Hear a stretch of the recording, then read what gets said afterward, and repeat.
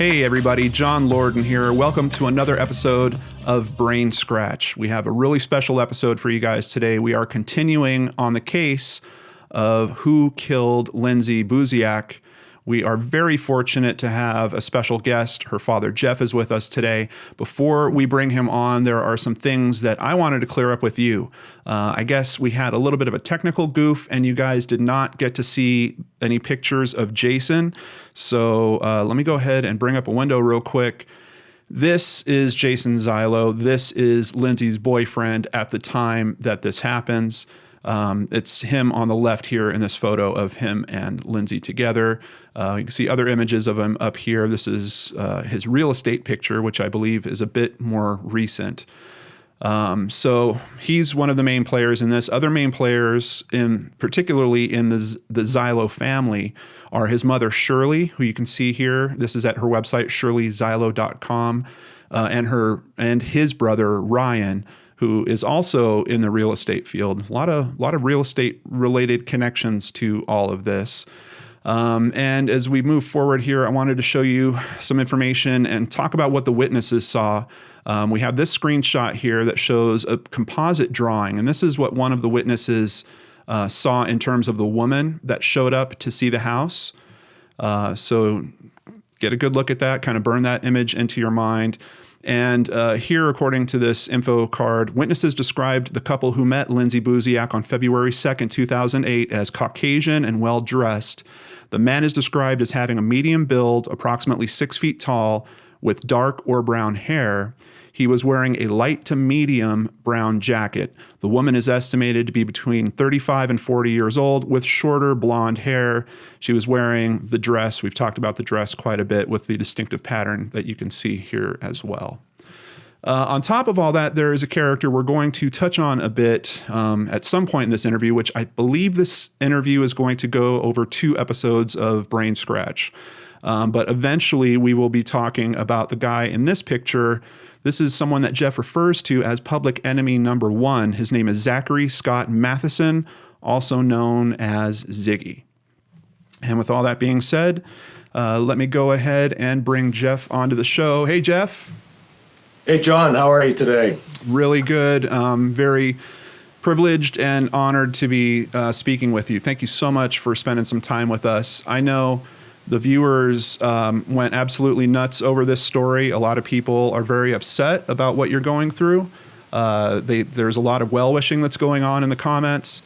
There's also a lot of questions, and I'm really looking forward to running some of those by you. I've kind of mixed together commenter questions with my own, trying to get a decent flow to make some sense of this very deep case. As you know, it's a windy case with a lot of different avenues to go down. So, and before we get started, I know we were talking a little bit before we started here, but I just wanted to express my condolences to you for what you're going through. Once again, I just want to tell you that it's inspiring seeing how strong you've been and how consistent you've been over a decade now. And it just really echoes your love for your daughter, and it kind of keeps that going. And it's a light that's shining for all of us in terms of this very dark story. So thank you for being so strong and really pursuing this as hard as you have been all this time. Well, John, I just want to thank you very much for having me on the show, and a big shout out to all the supporters. Thanks. And I'm here for you. I'm here for your families. I'm here for your daughters and children. This isn't entirely about Lindsay anymore. This is about showing that there's justice out there. And I've been at this, yes, for 10 years. And, you know, statistically, people in my situation, over 40% of them don't basically survive. Their lives are ruined. They turn to alcohol and drugs, and they just never, ever return to normal life. That inspires me not to be one of those people. I bless them and I understand them very well. And the tougher this gets, the more I get motivated. Yes, I have my down times where it's rough, but I think I cycle out of them very quickly now. And I become more attuned and adept in dealing with a lot of the negative stuff that comes our way, because I have a great group of supporters. Yeah, that is really so important. I mean, I only get a little bit of the sense that someone in these cases deals with, and I just, even for my own good, I have to watch myself. I have to make sure to step away. I have to make sure to spend time with friends and family and know that there is other life outside of the work that I do. For you, that's much harder when you're talking about a part of that family, a part of that support structure that is now missing because of what has happened to them, that is missing from your life, and you're not able to share that kind of stuff with. I mean, in the story, it's already come up that when she was in some trouble in terms of her relationship, she flew out and spent time with her dad and talked to her dad about what she was going through. And to just know that, that support structure isn't there for you is really a tough aspect of this. But know that there's a lot of strangers out here that care about you and what you're doing. And we also want to see justice in this. It's kind of terrible that we're now getting to a point where approximately like 60% of murders are actually prosecuted or solved adequately. It's kind of scary. And if we don't take care of these things, if we let that statistic keep sliding, how long until it's a murder that affects us directly, that is one of our family members or one of our friends or someone we care about? So I want to give a quick thank you to everyone that put questions in the comments from last week's episode. As I mentioned, I will be including some of your questions here. I'll try to give credit where I can there. One of the first things that came out, and I know this sounds a little bit goofy, but I just want to get it clear. A lot of people weren't sure about the pronunciation of, is it Torquay or Torquay, the street that is right next to the Sousa? Well, I think it depends on how British you are. I believe the British call it Torquay, but most of us call it Torquay. Oh, Torquay. Okay, exactly. And it's funny you say that, because I was noticing that trend. It seemed like a lot of commenters that were from the UK were saying, John, no, it's Torquay, you're getting it wrong. And then some others were kind of saying, well, I've lived in Canada and I've actually heard Torquay a bit more. So, okay, Torquay, excellent. And just so we understand things a little bit better, Vancouver Island, I was taking a look at it from a map, and there doesn't seem to be a lot of bridges, particularly on the south end. How do you get to and how do you leave Vancouver Island? Well, there are no bridges to Vancouver Island, so it's ferry service or boat or airplane. So the main traffic comes over on daily ferries that run from 7 to 10 p.m., 7 a.m. to 10 p.m., and they haul hundreds of cars, 600 cars or something, and passengers, and it's an hourly service.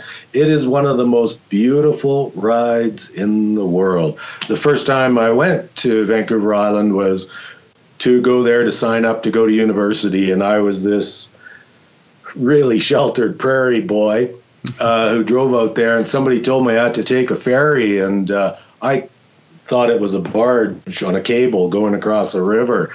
And when I got on one of the BC ferries, I thought, wow, I get to go on a boat cruise to where I live. And, I lived there for almost 30 years, and I still enjoy taking the ferry. I still consider it a boat cruise. Nice. Now, if you are in a vehicle on this ferry, do you stay in the vehicle? Do people typically get out of it? You're not allowed to stay in the vehicles any longer, so you go up on the decks. They have dining room, cafeterias, games rooms. You can go on the outside, walk around the boat completely, I think. The viewing's spectacular. There's about a 20-minute journey across the Strait of Georgia, and the rest of the time you're within the Gulf Islands. Sometimes you see orcas. It's a beautiful, beautiful sight. Now, when did that change? When did they implement that rule that you couldn't stay in your vehicle? That just happened, I believe, latter part of last year or early this year. What I was wondering is the culprits in this, how would they have gotten off the island? What would have made sense if you were trying to get away with something like this? Did they drive their own vehicle there? I would assume so, especially hearing this now, because you don't want to take public transport of any kind and have more witnesses to you arriving to the house. So I guess we could kind of assume the most likely scenario is they drove their own vehicle onto one of these ferries, went over, did what they did, possibly left, maybe had a change of clothes in the actual vehicle in case they did have to interact with anyone, but then possibly took a ferry back out. Is that kind of a safe assumption, do you think, or is there any other methods that you think they could have left? Well, they could fly. There's airline service. They have a great airport in Victoria, plus there's harbor planes and helicopter service.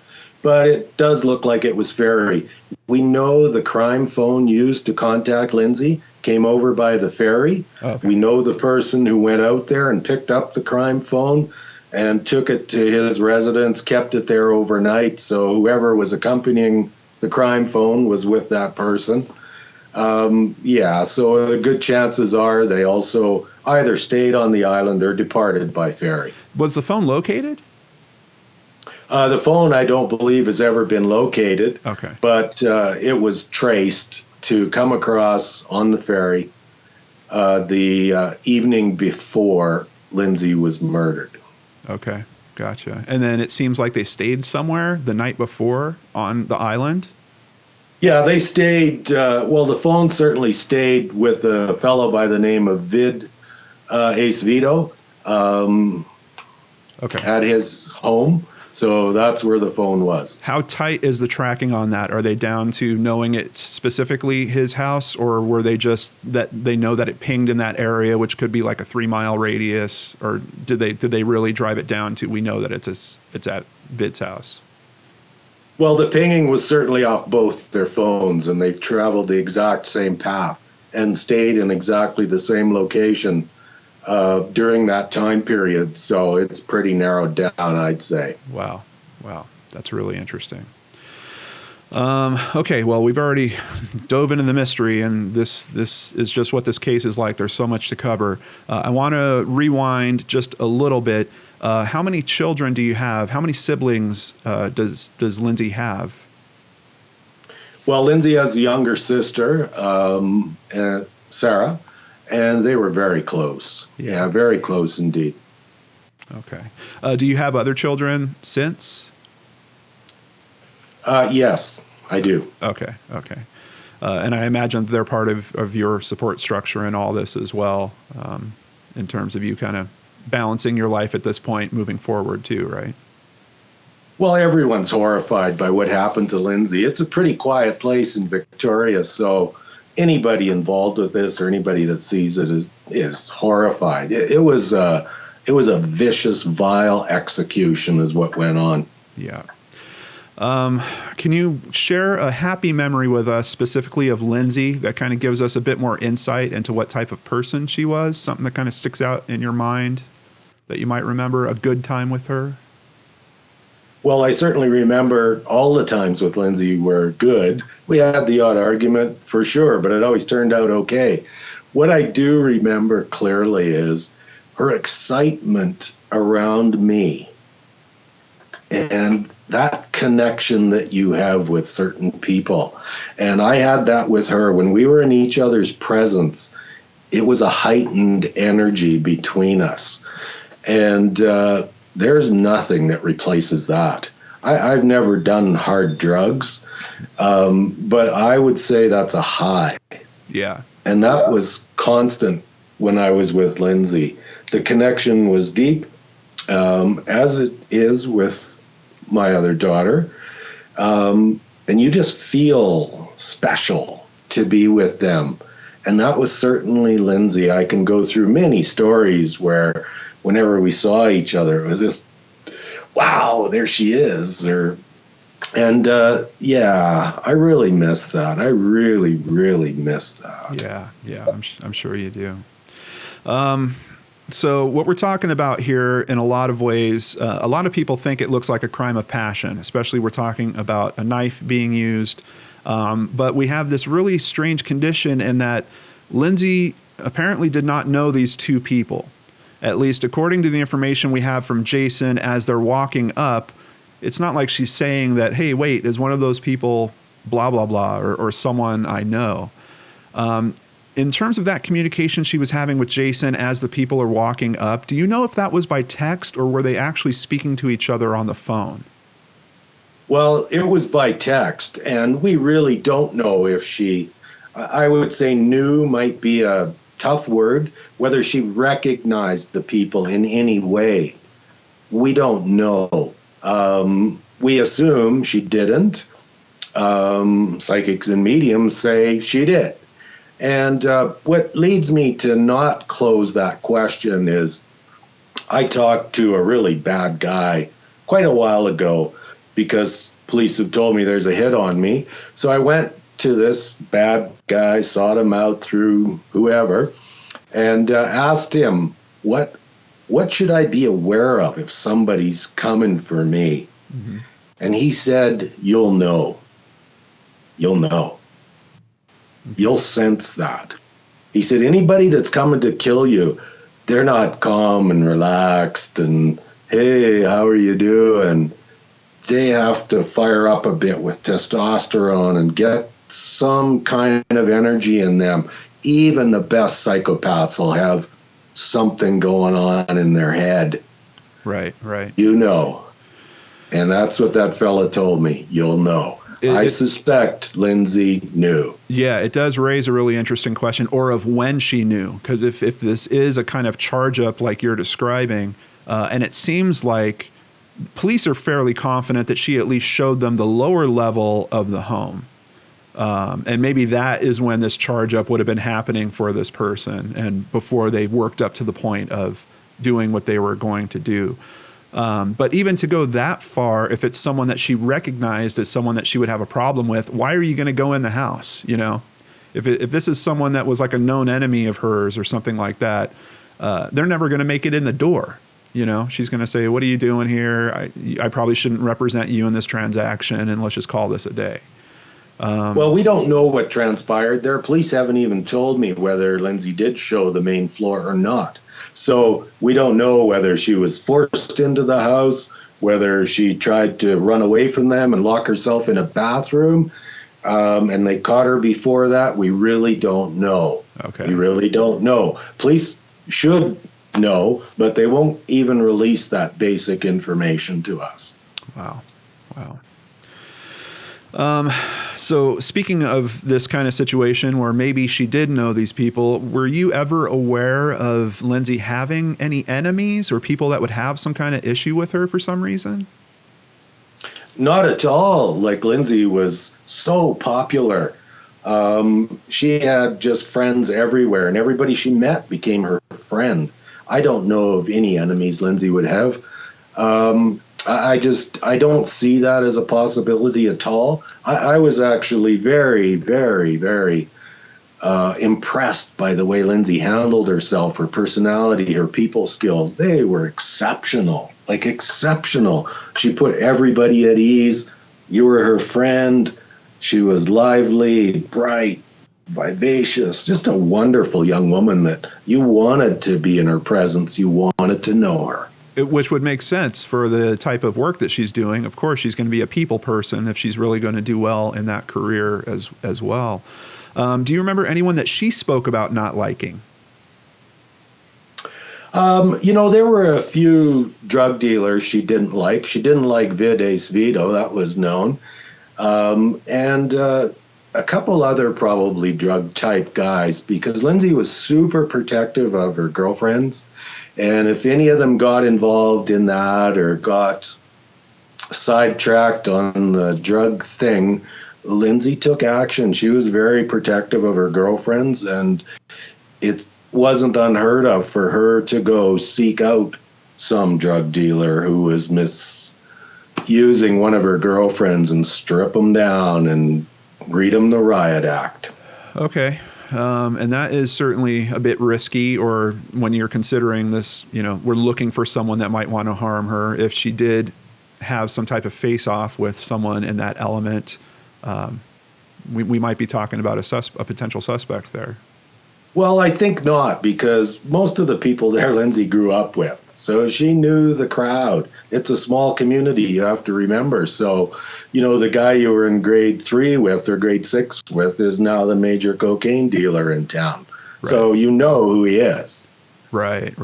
That's how Victoria is. People have this misconception of Victoria being spread out and people not knowing what's going on. And we have a saying from the movie, it's 6 degrees of separation. Mm-hmm. Honestly, John, Victoria is 1 degree. I haven't been there for probably, 14, 15 years.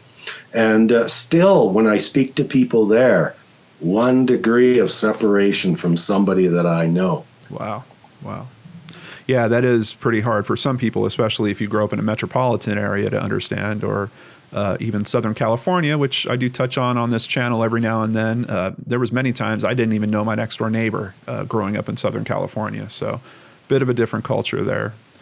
Yeah, that's not Victoria at all. Victoria is a hangout place. Everybody gets to know everybody because you wonder when you go there, don't they work? Because they're all hanging out having coffee, including the police. Right.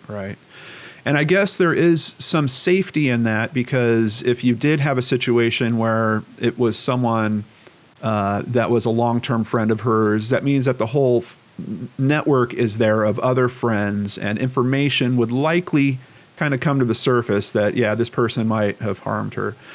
Is Vid part of this circle? Well, they're all part of the circle there because of the 1 degree of separation. Vid is just a useless piece of crap drug dealer. Never had a job in his life, supports himself off drug dealing. Everyone knows that, including the police. And he's friends with multiple different groups. Just a useless piece of crap that somehow bumbles his way through life selling drugs right under the noses of the cops, and they do nothing about it. Yeah, that sounds kind of convenient when you have situations like that. But do we know, did he go to school with her? Were they long time? No, he was somewhat loose friends with Lindsay's former boyfriend, Matt McDuff. Okay. And that's where she met him, when she was going out with Matt. And that was one of the problems she had, was Vid would show up and things would get out of control, and Lindsay hated that. She did not like drugs. She did not like that whole scene, and she despised drug dealers. Gotcha. Now, when they contacted her using the burner phone, they actually used her personal cell phone number, and she asked them where they got it from, and they said from another client that she had. Do you have any theories on how they got this information, or how they knew that she worked with this other client? Well, first and foremost, I think Lindsay's murder is real estate based. There's so many things telling us that there's real estate involvement, or I should say people involved, very close to Lindsay. It wasn't really her cell number that was the issue. Because she used her cell number in advertising. So It was available if you Googled her name. I think the key was, and I asked her, Linz, how did they get your name? Did you ask them that? And she said, yes, Daddy, I did. They said they got it from my client X. And I said, oh, okay. Did you call the client? And she said, yes. But their telephone answering machine said they were away on holidays and wouldn't be back. So to me, that screams real estate involvement. 1, who would know the client's name? Right. 2, how would they know the client's away?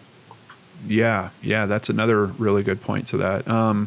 So the phone number, she didn't have a separate phone for business necessarily. She used her cell phone for conducting business as well. Yeah, she would have had an office phone and her cell phone listed, but realtors typically use their cell phone quite a bit. Okay.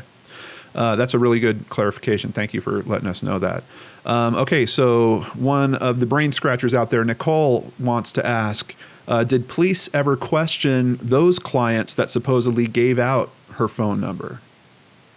Well, great question, Nicole. And when I ask the police that, they won't answer that question. They basically won't answer very many questions that I ask them. I had a list of Lindsay's previous clients. And for the life of me, I can't remember who it was because Lindsay gave me the name. Oh. And I spoke to her before she was murdered. And so I reached out to her previous clients, but no one would really speak with me. The police go around and tell everybody not to speak with me and not to share any information with anyone. So we have that blue line that we can't cross. Yeah, that's pretty unfortunate. I mean, if I had that list, I would essentially be contacting them and just asking, hey, were you on vacation at this time? And then trying to drill it down from there. But if they've been told not to cooperate with you, that becomes almost a fruitless effort. Wow. On your site, lindsaybuziakmurder.com, you have a picture of her notes that are written about this new client. They include a phone number near the bottom. They talk about the type of house that this client is looking for, but they don't have any names for the clients. Are there more pages that we haven't seen, or do you know the fake names that these people likely gave her? Well, that picture that is shown there, that was sourced from Saanich Police. They did release that. Okay. So I don't know if there's any more. They claim they have her diary, so whatever's in there, they're not releasing other information, even after 10 years. So we don't know what else is there. Okay. As far as what it says there about the Mexicans, Lindsay never referred to them to me, and I spoke with her daily, that they were the Mexicans. That came from police and Jason Zalo.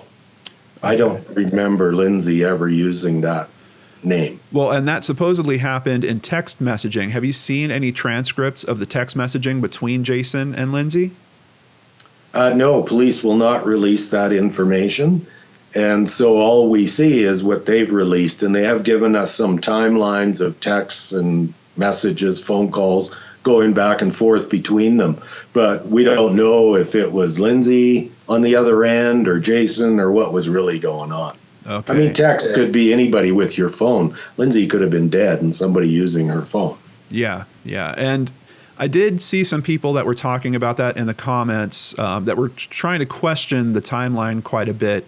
But there are a couple of stiff kind of time factors that we have there. One of them is when the keys were accessed, which we know was 5:29. The lockbox on the door was opened. And you also have the consideration that there were witnesses that actually saw these two people walk into the cul-de-sac, unless we assume that the witnesses are lying for some reason. But I think it's safe to assume it seems like at 5:30, Lindsay was probably likely still alive and outside of the house. Would you agree? That's what I have to believe. I did end up speaking to one of the witnesses, just fortunately came across them. But it's quite a fleeting thing. The person just said, I was driving by in my vehicle, glanced over, had to look back at the road, so maybe it was a 1 to 2 second view. We have to believe that he saw two people and Lindsay. Gotcha. So we do at least have one. So you haven't heard from anyone else in terms of what names might have been given to Lindsay by these clients. None of her friends seem to recall that information, or she didn't share that with anyone that has spoken to you? No names have come up at all. Now, we do have some information, at least, about the phone being purchased, probably using a fake name of Paulo Rodriguez, right? Correct. Do you know, did authorities look into any other references for that name in terms of maybe other burner phones being bought or that name being used in any other way? Well, again, I don't know what police are doing. They won't answer any questions about that. They did supposedly investigate the phone. The surveillance cameras were down or something at the store. So they got nothing from there, according to them. Right. And they used the name Paulo Rodriguez. And it is interesting because from what I've learned talking to other people, either involved in law enforcement or criminology, that you're going to use something that you're familiar with. Mm-hmm. So if you're Italian, you'll probably use an Italian name or whatever it is. So I actually had work done with a linguist and a specialist in languages. And they said Paulo Rodriguez is a Brazilian name. Okay. Very common Brazilian name, similar to like a John Smith in England, let's say. Right. So they said that's where the source of that is. And of course, in Brazil, it's a Portuguese Spanish, I think, if I can call it that. Okay. Because of the occupation of the Portuguese in Brazil. So the home was owned by a Portuguese fellow. And I think that was the confusion Lindsay had with the accent. When she spoke to me, she was like, I asked her, what do you mean about the accent? And she said, well, it's weird, Daddy. It sort of sounds like Mexican, but not really. So, that makes sense then that it could be a Brazilian type accent. Right. So where the phone was purchased, is that the same area where the phone was actually being used when it was kicked on? Well, the phone calls made to Lindsay were done both, I believe, on the mainland and in Victoria. So where the phone was purchased was over in the Vancouver area, which is the 1.5-hour ferry ride over to the mainland of British Columbia.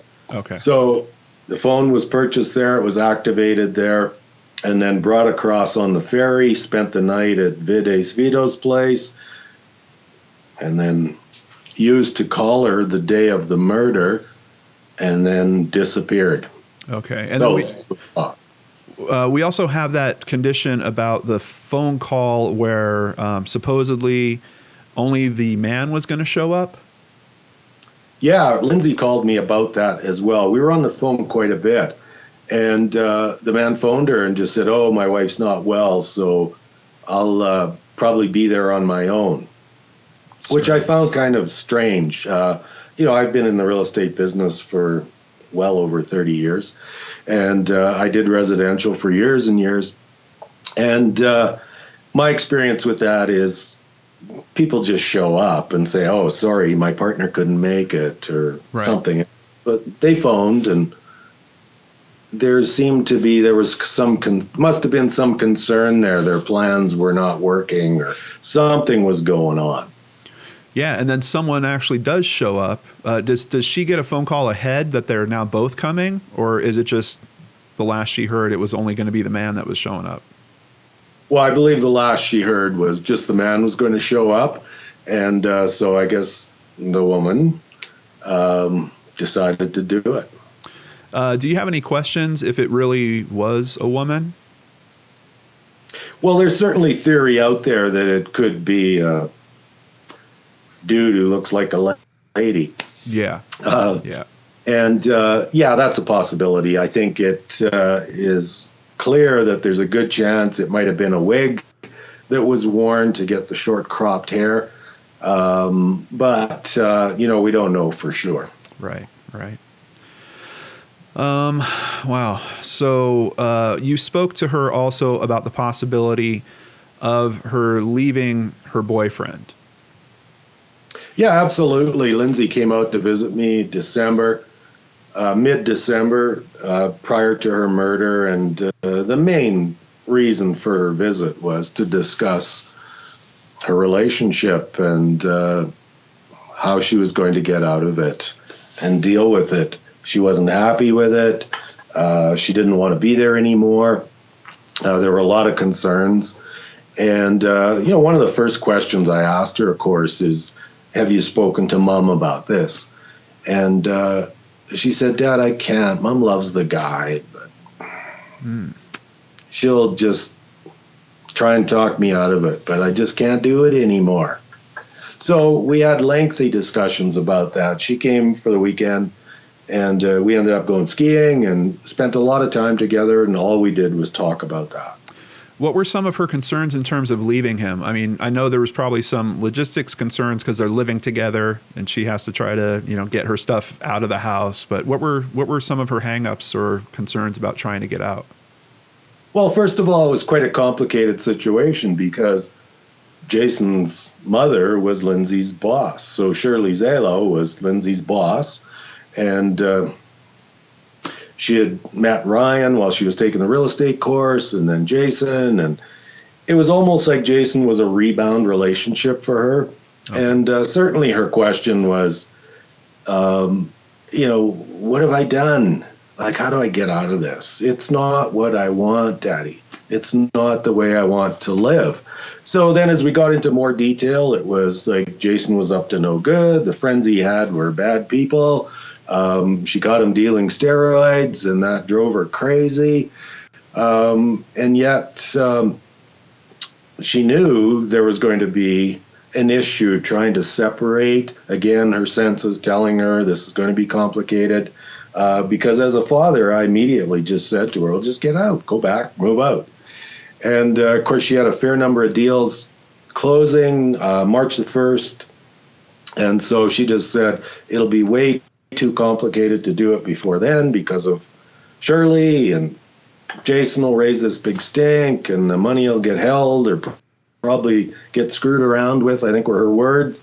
So she said, I have to just hack it out till then, get that all sorted out. So then we kind of developed a plan, because when I spoke to her, I live my life in a way, and I try and instill it on them.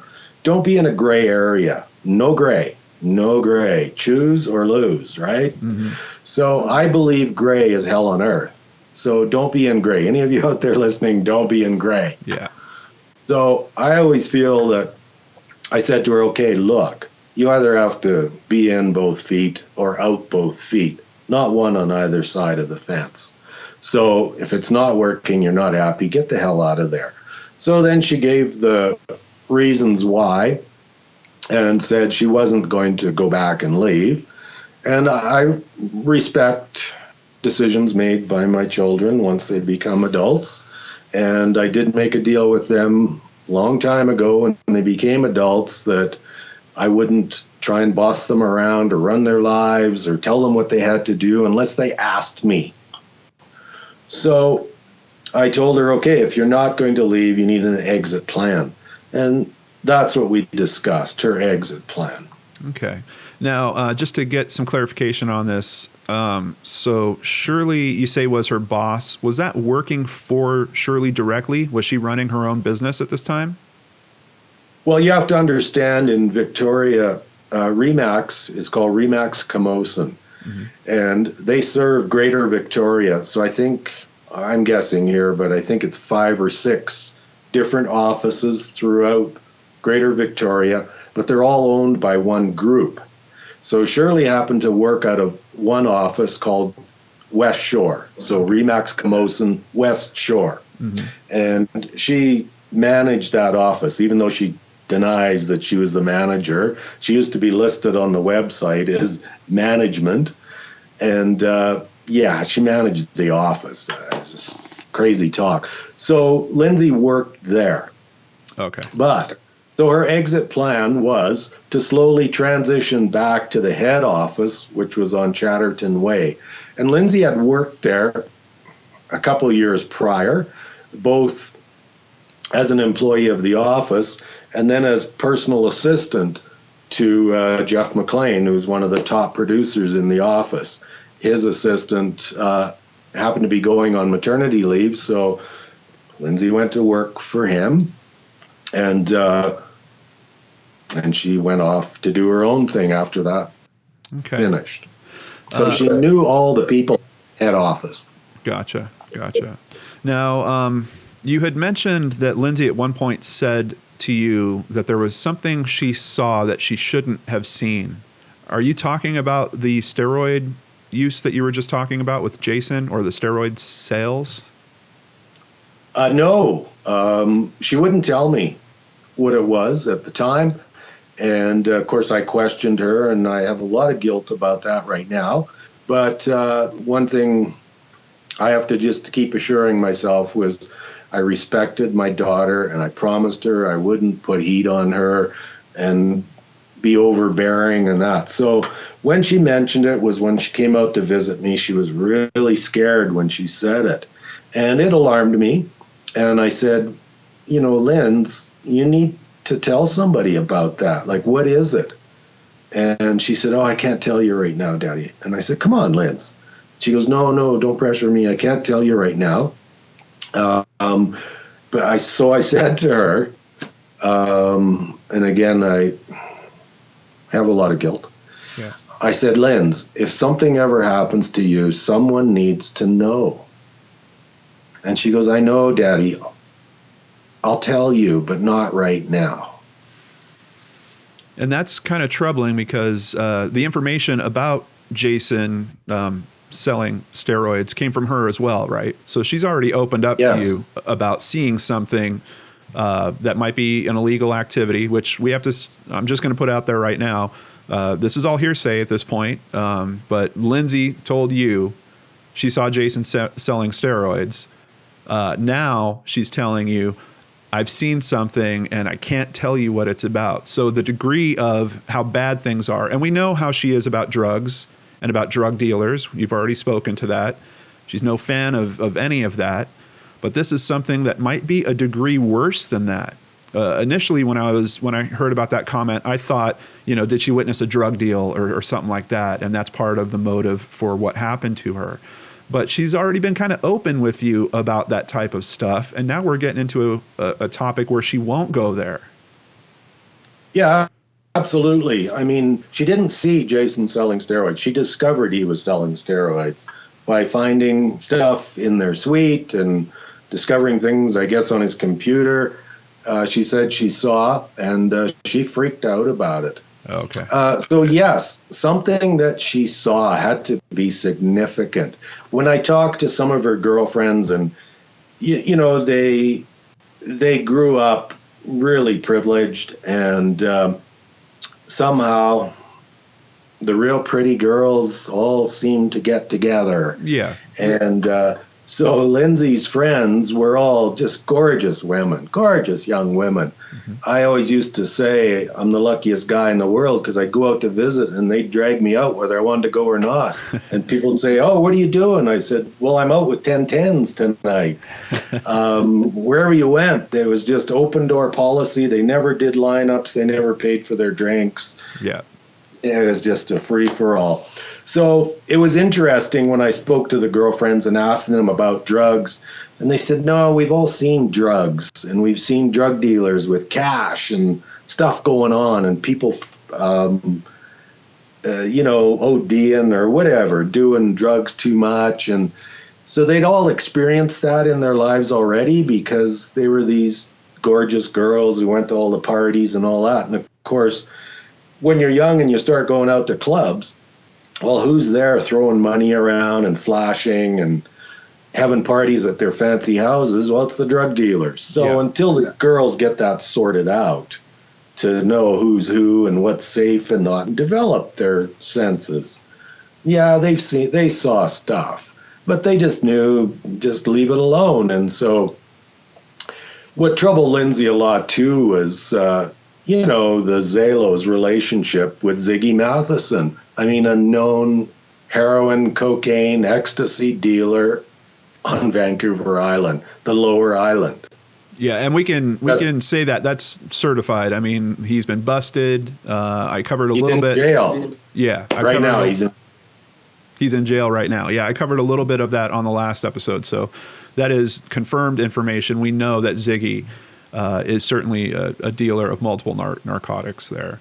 So basically what you're kind of telling me is this group of girls were all familiar with that type of culture already, and once again, openly discussing it with you. So it really does put a very big mystery in terms of what Lindsay saw that had her so concerned she couldn't speak to you about it. Well, absolutely, and I've dwelled on that lots, and I certainly can speculate on it if you want to hear that, because I know my daughter, of course, and I know what would be going on in Lindsay's head, why she couldn't tell me. She had told me about other things before, about drug dealers and seeing cash and drugs, and so what do you think? What do you think is the most likely? Yeah, what's the most likely thing that she would be hiding from you? Or wouldn't be willing to say? Two things went on why she wouldn't tell me in the moment. One, because it was in the situation she was in. And she knew if she told me it involved where she was at in her life right now, I would demand she remove herself from the situation. Okay. So that was one of the reasons why she wouldn't tell me. I think the other reason was she'd been threatened to keep her mouth shut. And I think the other reason is involve people that you wouldn't suspect that should be there. So in other words, important citizens in the community, maybe police, maybe politicians. She was very, very frightened when she told me, and she was very confused when we had a bit of a discussion on it, but deeply troubled. Gotcha. Pulling back to Jason a little bit, and thank you for sharing your thoughts on that. I don't think I've heard you get to comment in that way, and that's one of the reasons why I'm so happy we're spending this time with you here today, because I wanted to give you all the space we could to really dive into these different aspects. Pulling back to Jason a little bit, I have a quote from you here. He adored Lindsay, but he was overprotective, overpossessive, jealous, and that really bothered Lindsay. I was wondering, did you ever witness Jason acting out emotionally in any way? Angry, happy, anything? No, I've never seen any true expressed emotion out of Jason. I'm a good enough read of people. I could see in his eyes at times when he was angry and not happy about things. But definitely Lindsay expressed that to me, that she just felt... she felt too controlled, too smothered by him. And she said, he, in one way, did the right things, that he expressed his love to her and, would do anything for her. But she said it was too much. And then what would happen was, if she went out or they went out, and she would be herself and be friendly and have a lot of fun with people, she said he would just think she was cheating on him, and it was this huge problem, and he would pout for a week and wouldn't talk to her. And she just said, Daddy, I just can't stand it anymore. Besides the other stuff, I just cannot do this any longer. And how long were they together? Well, probably about a year. Okay. And she wasn't living particularly close to you at this time, so you didn't get to see a whole lot of interaction between the two of them firsthand, right?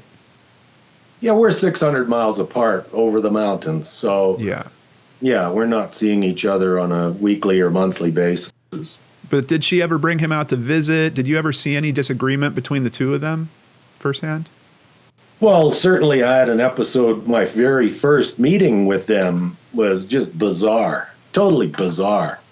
And that was when they decided to live together.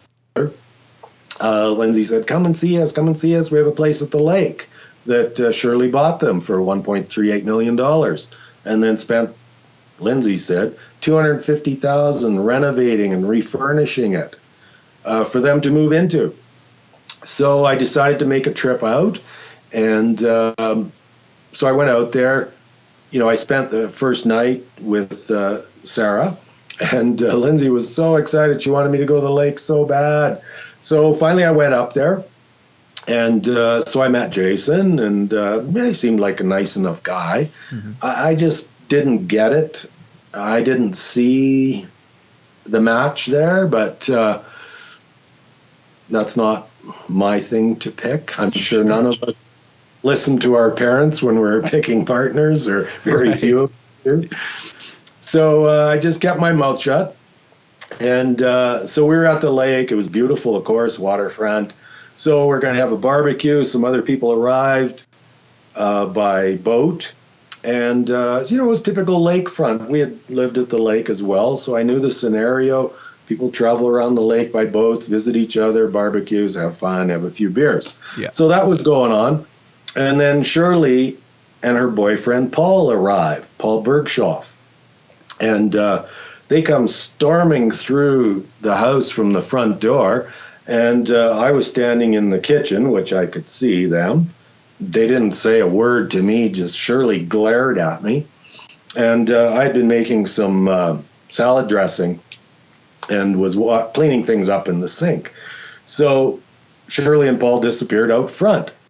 Well, next thing I hear a boat start up, and everybody's bailing into the boat, and they're leaving. I thought, geez, what's going on?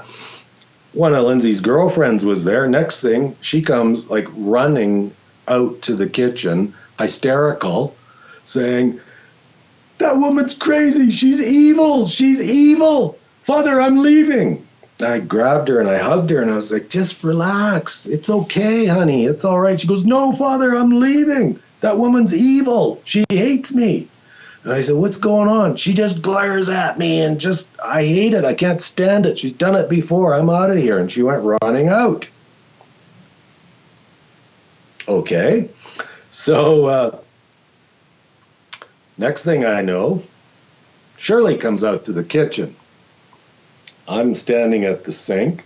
She walks up to me on my left side and says, get out of the way. I want to get a glass. Nice. I've never met the woman before. I turned to look at her and I was like, pardon me? Wow. She puts her hands on her hips and starts swaying and says, do you know who I am? When I say get the out of my way, I mean get out of my way.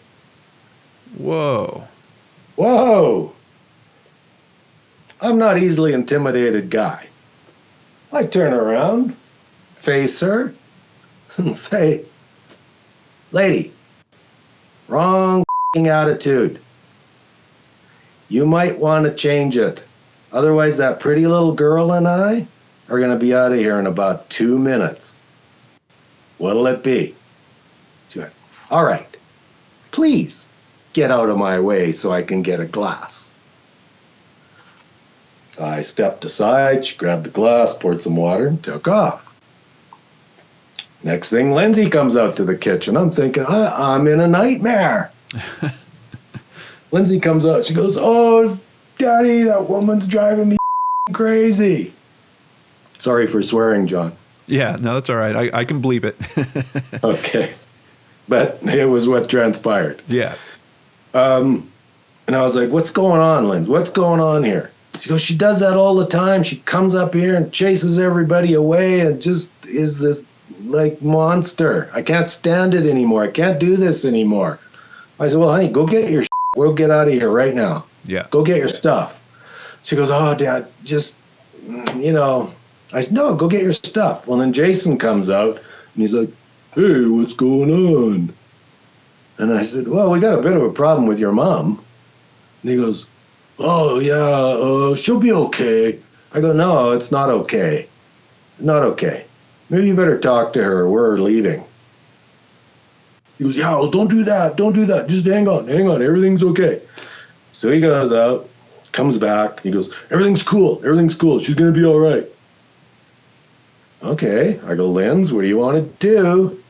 And she's like, no, it'll be okay, Dad. Let's just stay. So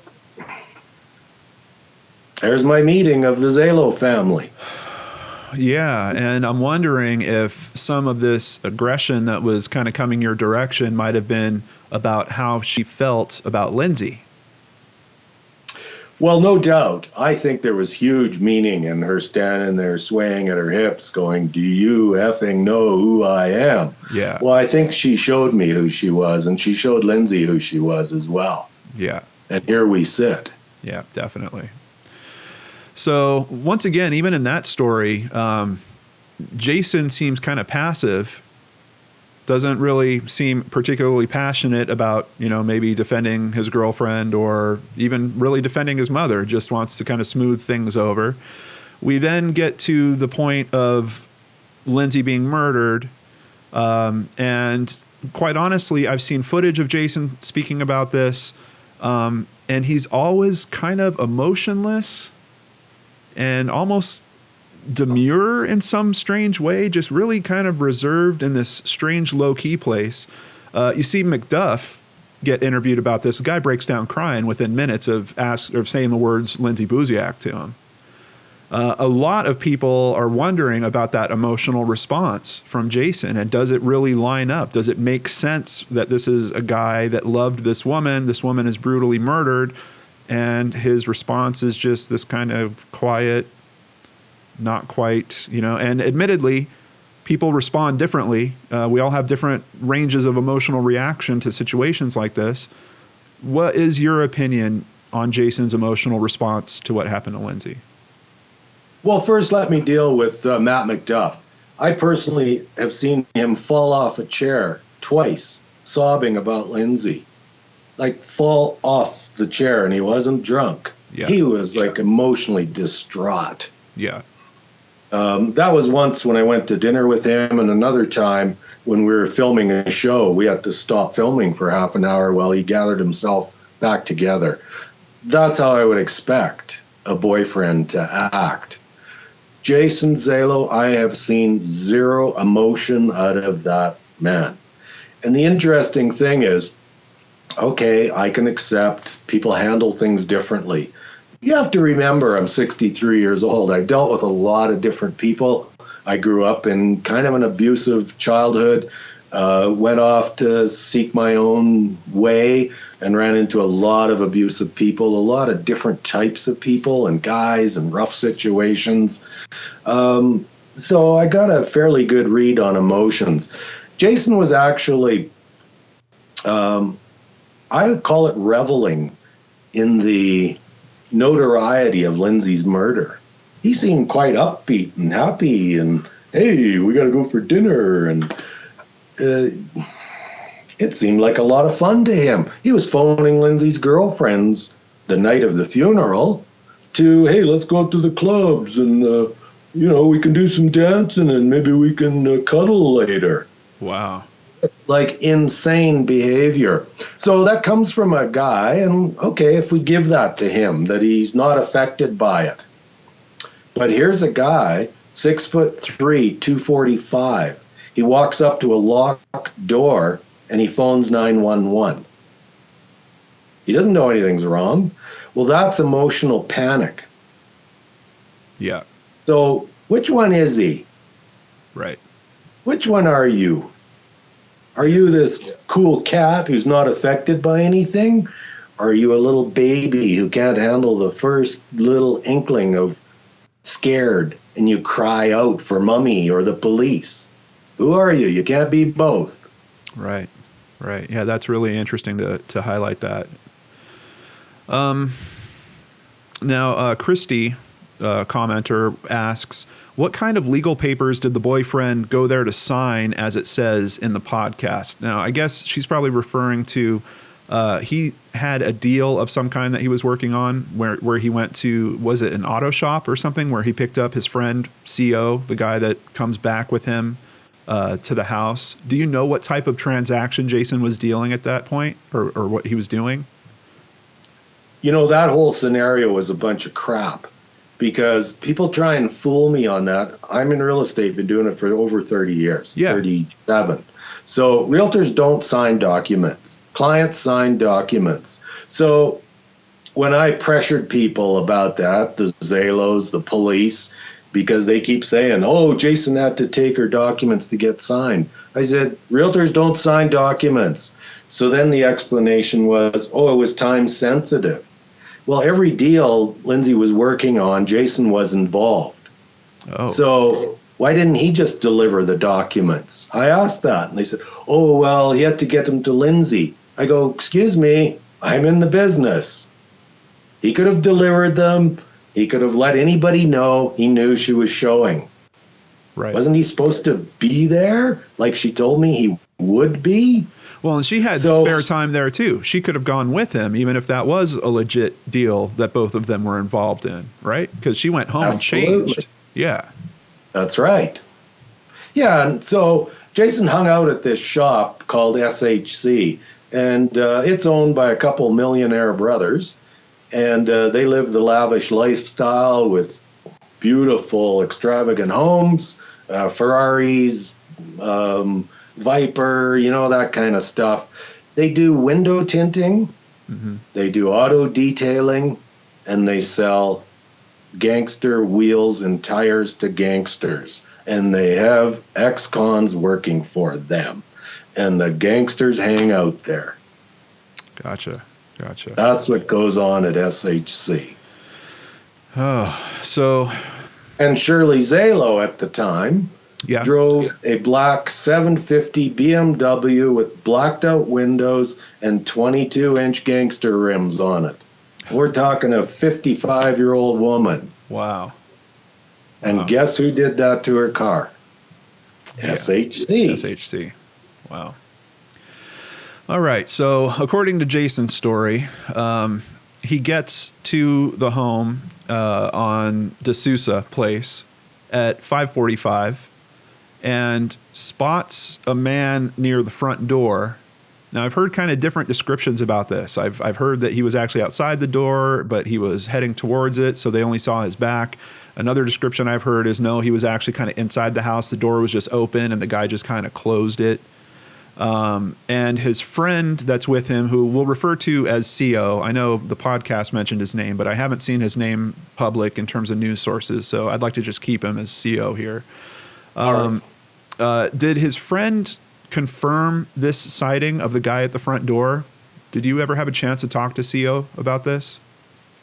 I spoke to CO at length numerous times, and I spoke to Jason as well early on. And that's all a real mysterious thing, and the police too. So those people all had the same story for basically 9 years. Everybody believed. They drove in, they saw people behind the glass in the front entryway. That was the official story from CO, from Jason, and from Saanich Police. Okay.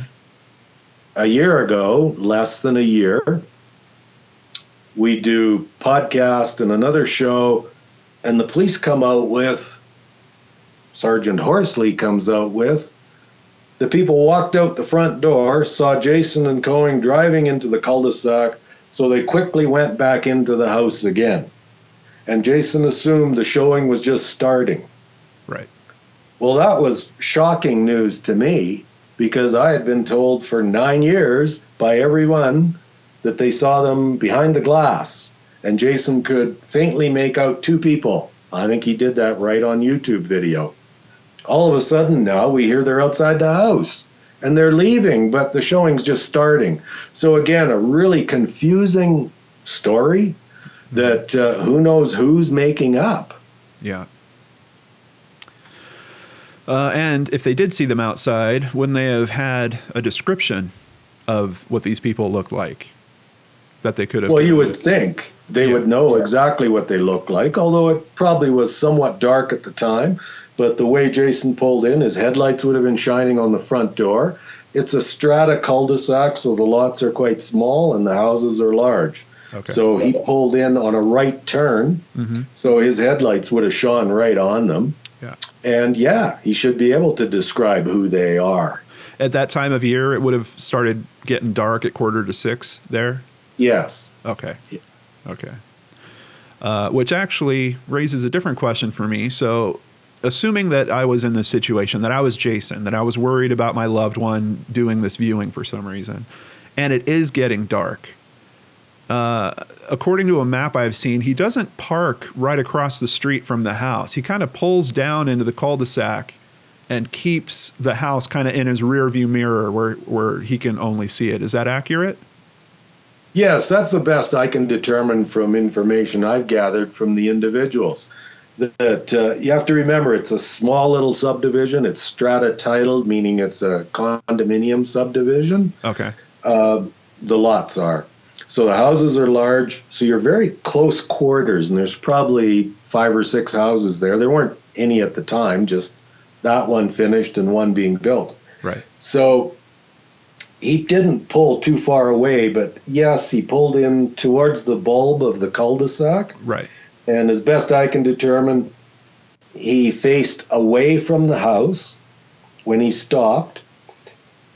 The driver could see the front of the house through his either rear view mirror in the middle of the vehicle or his left on the side. And of course, the passenger wouldn't see anything. Right. And sat there for 10 minutes and waited. Right. Which really puzzles me, because if people were leaving, how can the showing be starting? That's a really good question. Yeah, I've actually thought about that angle quite a bit, and I have other trouble with it. I mean, he spoke to Lindsay at 5:30, and she said, "Oh, they're walking up." So, and then he's worried that he's going to be late, and he's texting her, and then he gets there, and he assumes that it's just starting. Now, admittedly, we're talking 5:30 to 5:45. I suppose that she might have, been chit-chatting with these clients outside, maybe showed them the exterior before they went inside. So I kind of struggle with the believability of that statement on its face as well. But it's just one of many statements that, quite honestly, I struggle with when it comes to looking at this case. Well, I struggle with that a lot as well, because being in real estate, if people are walking out the front door, it's ending. It's not starting. So right. In that particular case, it was ending. Lindsay was dead. Yeah. So let me ask, here in Minnesota, like when I went to go see houses, it was very common that they would have us remove our shoes or put on some type of boots, some type of little cover over our shoes. And I do think that I heard that Lindsay's shoes could be seen through the window. It looked like they were in the entryway. Is it common out there for the same thing? Would customers or clients that were coming in remove their shoes or have some types of boots that they would put over them? Yeah, it would be common to remove your shoes. It's quite common out there. And there was also a sign there, please remove your shoes. Okay. So, yeah, people would have taken their shoes off. So that really, in terms of your last question, raises even more of an issue, because if they were walking out, you would assume, they put their shoes back on, they're heading out, something stops them, they turn around, they go back in, what's the process that's going on here? They're going to remove their shoes again to go continue the tour. That's a lot of interesting question. Well, even if we go beyond that, it's still puzzling, because here's the deal with Jason. Jason was both realtor and mortgage broker. Right now, he's mortgage broker is what he does. So at the time of Lindsay's murder, he wasn't really selling real estate anymore. He was being a mortgage broker, and he was doing financing for all of Lindsay's clients who needed financing. Gotcha. So when he pulled up, you would think he would be anxious to go into the house to meet the clients, offer them his services, which they were going to be getting if they needed them, to introduce himself as Jason Zalo, the mortgage broker with Dominion Lending. Right. And even if you weren't thinking of it from the business perspective, at least he would have had the perfect excuse, if he was really worried about her well-being, to knock on the door. And he could have just, under the guise of, oh, by the way, I'm the broker that works with Lindsay, I just wanted to meet you and see if I could provide my services. So one of the explanations that I see a lot of viewers talk about is he didn't want to seem like the overbearing, overprotective boyfriend. And maybe that's why he didn't approach the house when he showed up. And that's why he parked kind of away from the house. But the point that you raise about him being part of her business, part of every deal that she's doing, really kind of blows that away a little bit for me. He had every opportunity to literally knock on the door if it was locked and that concerned him, and just allow himself to go in and to maybe even, conduct the viewing of this home with her. I don't think that would have been completely out of the realm. I think that would have been the natural thing to do. Plus the fact it was well known Lindsay was concerned about the showing. Not only did she express that with me and told me numerous times, because I got quite heated with her about, don't go there by yourself. She's like, Daddy, Jason's going to be there. Right. So not only did I have that discussion with her, she mentioned it to friends, she mentioned it to other people in the office. So not only is he going there to be mortgage broker, boyfriend, he knew Lindsay was concerned. Come on. Yeah. He had every reason to try to get into that house.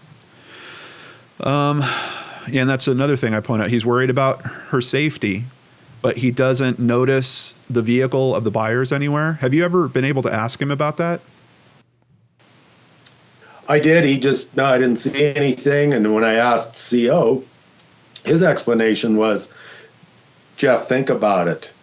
I'm driving there. I didn't even know I was going to go there.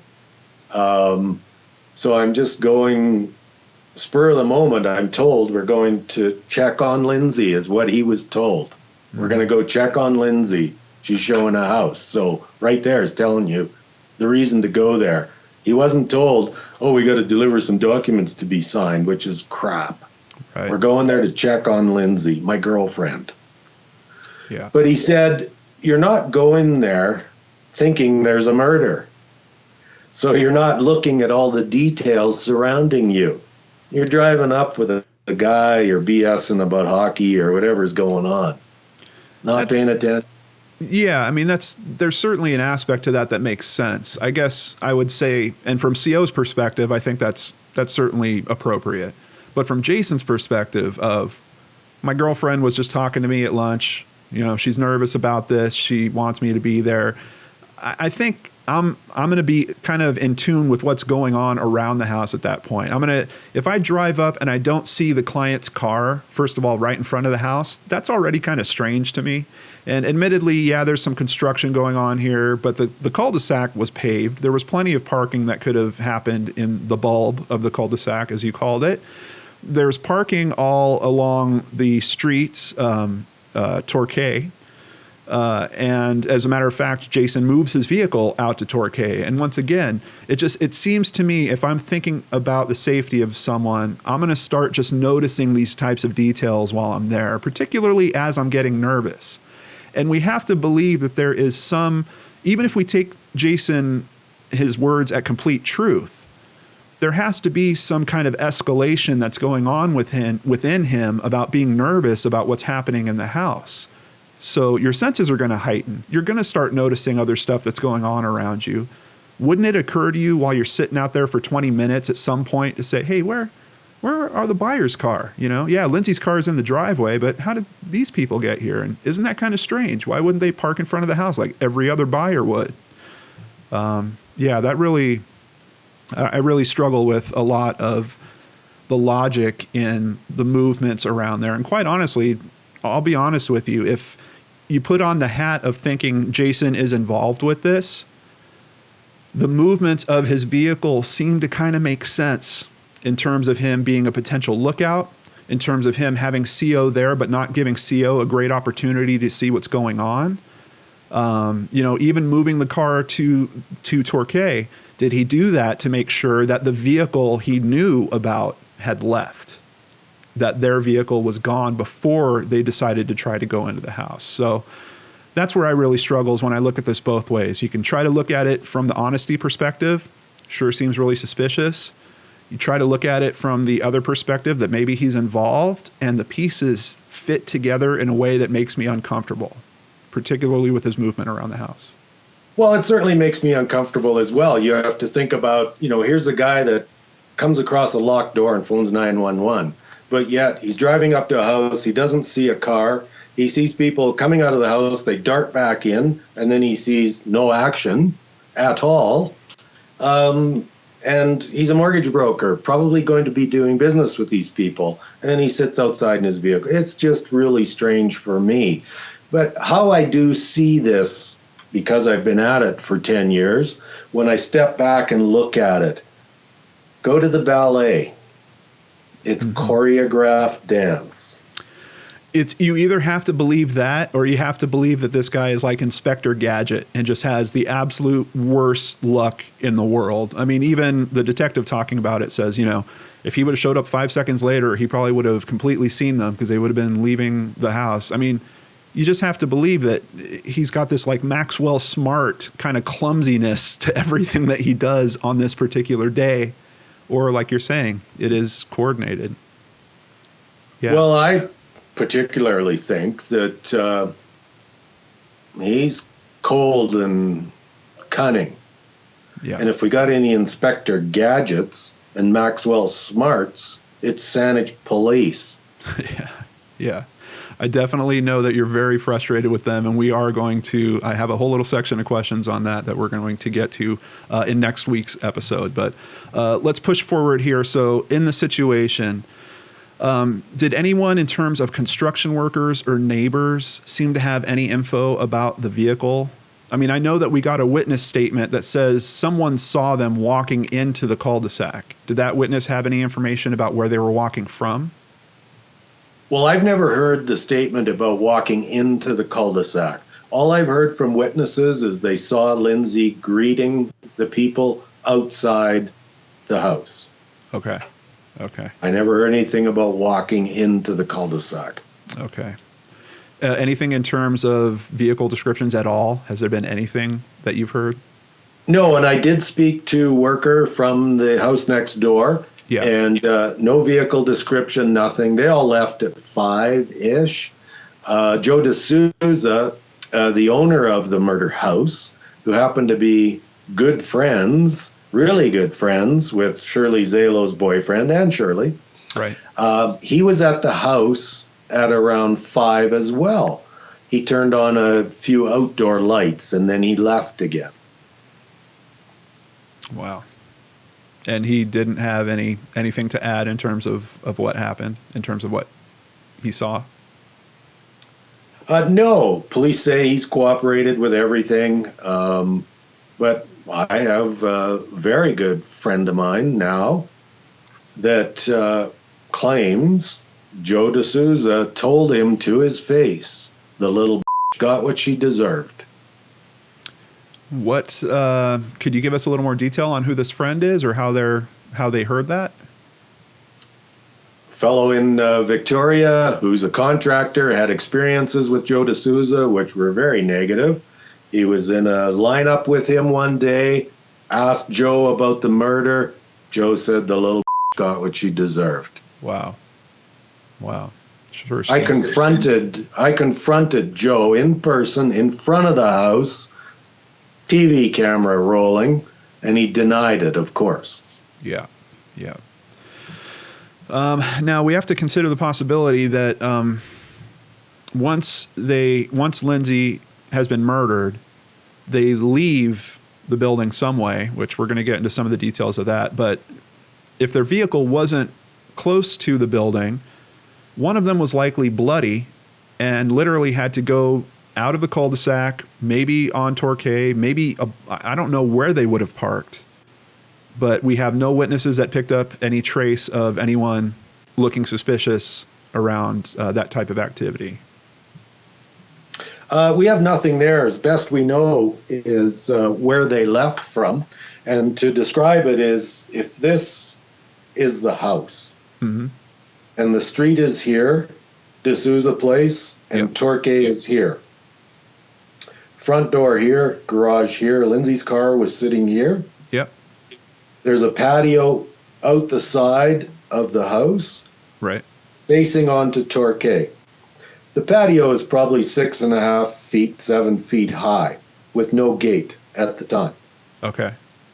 So surrounding this back side of the patio, right to the house and right to the sidewalk, is heavily treed. So heavy trees here. Yeah. So what we're told by police is they exited a patio door here onto this patio, through 3 boards missing in the fence, which took you into the bushes, right basically to the sidewalk. And there was a old pullout here that used to be a bus stop.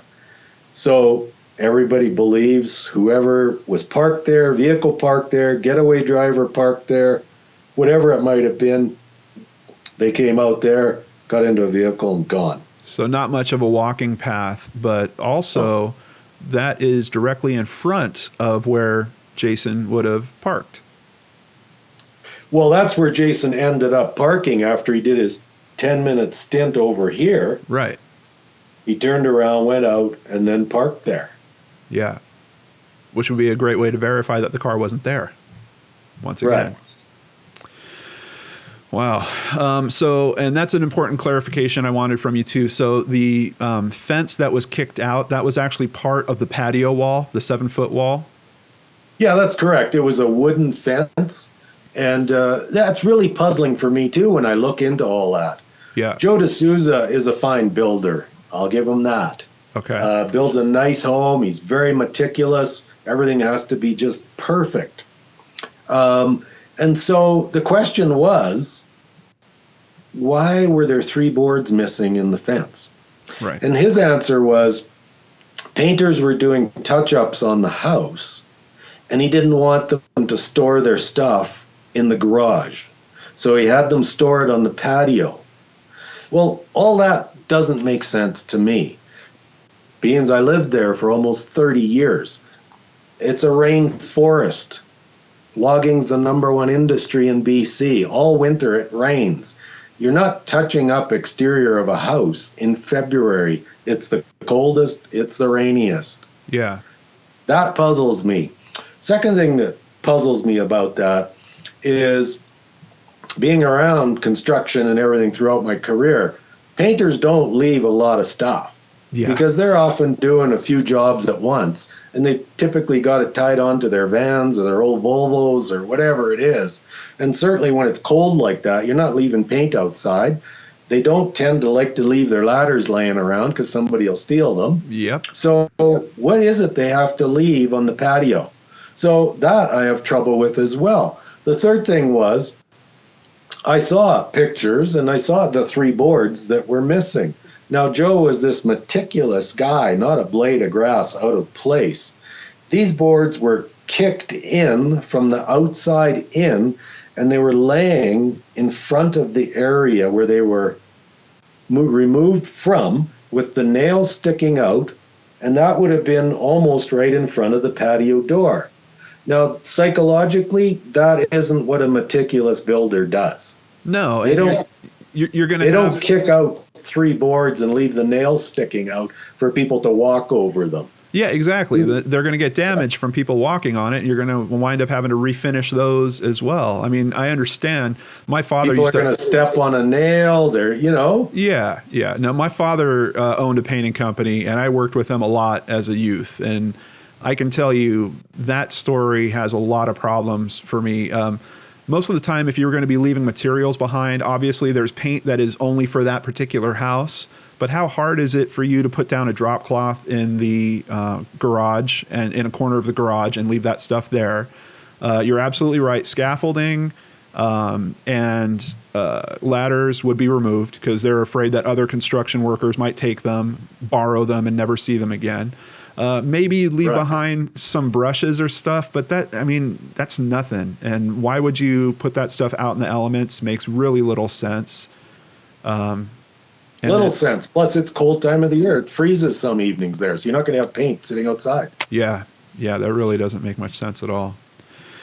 Yeah, and that answers the question. So at least we know that the panels were not kicked out as part of the escape of the people.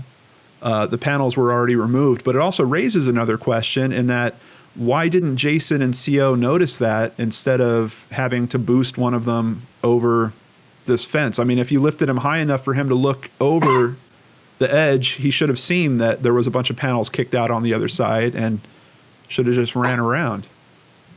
Well, I agree. I can't bite that story either, because if we look back at my description here again, so we have the patio that sticks out the end of the house, and Jason and Cohen were both at the front door. Yeah.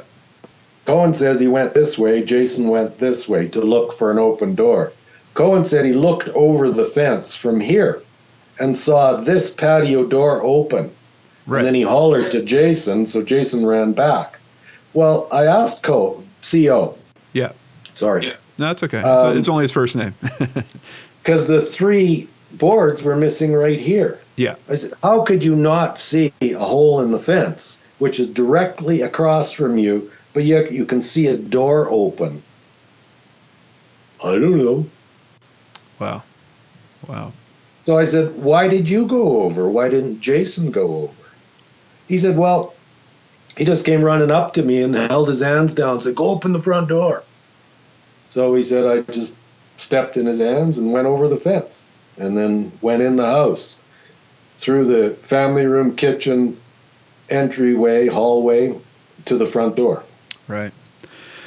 And at that point, we have something that I know you consider very strange, and that is Jason entering the home. And by his own testimony, when a detective took him back there, he basically opens the door as it's being unlocked, pushes his way in, runs up the stairs and directly to Lindsay's body. Yeah, nonstop. So the door wasn't even open. He pushed it open. It was like, Lindsay, and just ran right up to the master bedroom. We're talking a fairly good-sized home here. Yeah. So when you walk in, there's like sunken living room, there's dining room, there's kitchen, family room in front of you, other areas of the house. There's an entry hall entry closet and then the stairwell behind that. What would possess you to run straight to the stairs, up, and then to the right into the master bedroom area? There were other bedrooms. Yeah. Like, really odd. I really have trouble with that you just run directly to where the dead body is. Yeah, and this is one of the most hotly contested points in the comments as well. And people are on one of two sides with this. Basically, there's a lot of people that feel like you and me that this is strange for him to go up there. As a matter of fact, I think the investigator seemed like he was even trying to get some detail out of Jason about, like, what did you hear? What did you see? What did you smell? Like, looking for some type of trigger why Jason would have gone in that direction. And he didn't really seem to give anything, at least in the short video that I saw. But there are people that also say maybe Jason assumed that because CO had run through the lower level that she wasn't down there, that, you know, CO would have stopped if he saw her. And looking at the floor plan, the lower level is pretty open. You do have the kitchen kind of facing off into the living room. There's certain aspects of it, like there's a bathroom down there. There's the door to the garage that would certainly, you know, need to be investigated more than just briefly running through the room. But Jason also didn't say anything about him talking to CO when the door opened. All he said was that he literally said, "Lindsay, Lindsay," and went running up the stairs. So yeah, there's people that are really split on this as well. Is it logical that he ran up the stairs?